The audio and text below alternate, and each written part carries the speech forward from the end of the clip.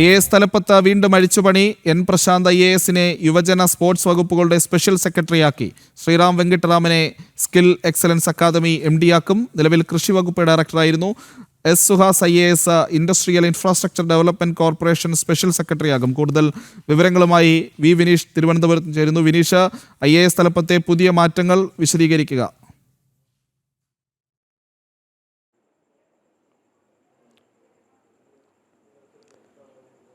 തീർച്ചയായിട്ടും പ്രജിത്ത്, നിലവിൽ V D Satheesan സർക്കാർ അധികാരത്തിൽ വന്നതിന് ശേഷം മൂന്നാം തവണയാണ് ഈ IAS തലപ്പത്ത് വലിയ രീതിയിലുള്ള അഴിച്ചുപണി നടത്തുന്നത്. ഇപ്പോൾ സംസ്ഥാനത്തെ IAS ഉദ്യോഗസ്ഥരുടെ തലപ്പത്തുള്ള വലിയ രീതിയിലുള്ള അഴിച്ചുപണിയുമായി സർക്കാർ മുന്നോട്ട് പോവുകയാണ്.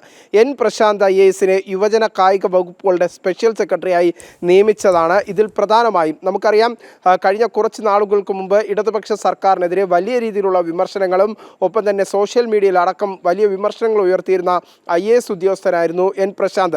ആ പ്രശാന്തിനെ ഒരു പ്രധാനപ്പെട്ട ചുമതലയിലേക്ക് UDF സർക്കാർ അധികാരത്തിലെത്തുമ്പോൾ കൊണ്ടുവരുന്നതാണ് കാണാൻ സാധിക്കുന്നത്. സമാനമായ രീതിയിൽ യുവജന കായിക വകുപ്പുകൾക്ക് പുറമെ ഇൻഡസ്ട്രിയൽ ഇൻഫ്രാസ്ട്രക്ചർ ഡെവലപ്മെന്റ് കോർപ്പറേഷൻ, ജലവിഭവ വകുപ്പ് സ്പെഷ്യൽ സെക്രട്ടറി എന്നീ ചുമതലകളും N പ്രശാന്തിന് നിലവിൽ നൽകിയിട്ടുണ്ട്. ഒപ്പം തന്നെ വിവിധ അതോറിറ്റികളുടെ MD, സ്പെഷ്യൽ അക്കാദമി തുടങ്ങിയ വിഭാഗങ്ങളുടെ പുതിയ നിയമനങ്ങളും മാറ്റം സർക്കാർ കൊണ്ടുവന്നിരിക്കുകയാണ്. ഇതിൽ Sriram Venkitaraman skill excellence academy MD ആകും.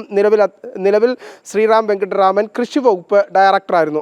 ഒപ്പം തന്നെ S Suhas Kerala industrial infrastructure development കോർപ്പറേഷൻ്റെ സ്പെഷ്യൽ സെക്രട്ടറിയായും നിലവിൽ water authority resource department secretary ആയിരുന്നു S സുഹാസ്. ഒപ്പം തന്നെ സഹകരണ സൊസൈറ്റി രജിസ്ട്രാറായിരുന്ന പ്രേം കൃഷ്ണൻ IAS പുതിയ വാട്ടർ അതോറിറ്റി MD ആയാണ് സർക്കാരിൻ്റെ ചുമതല നൽകിയിരിക്കുന്നത്. അങ്ങനെ IAS തലപ്പത്ത് സമഗ്രമായ ഒരു അഴിച്ചുപണി തന്നെയാണ് ഇപ്പോഴത്തെ സാഹചര്യത്തിൽ പുതിയ സർക്കാർ അധികാരത്തിലെത്തിയതിന് ശേഷം നടത്തുന്നത്. ഇത് മൂന്നാം തവണയാണ് ഇത്തരത്തിലുള്ള ഒരു അഴിച്ചുപണി നടത്തുന്നത്. ഒപ്പം തന്നെ രാഷ്ട്രീയമായി ഈ വിഷയത്തെ വിലയിരുത്തുമ്പോൾ നമുക്ക് മനസ്സിലാക്കാൻ സാധിക്കുന്നത് N പ്രശാന്തിന് കൃത്യമായ പരിഗണന UDF സർക്കാർ അധികാരത്തിൽ വരുമ്പോൾ ഉണ്ടാകുന്നു.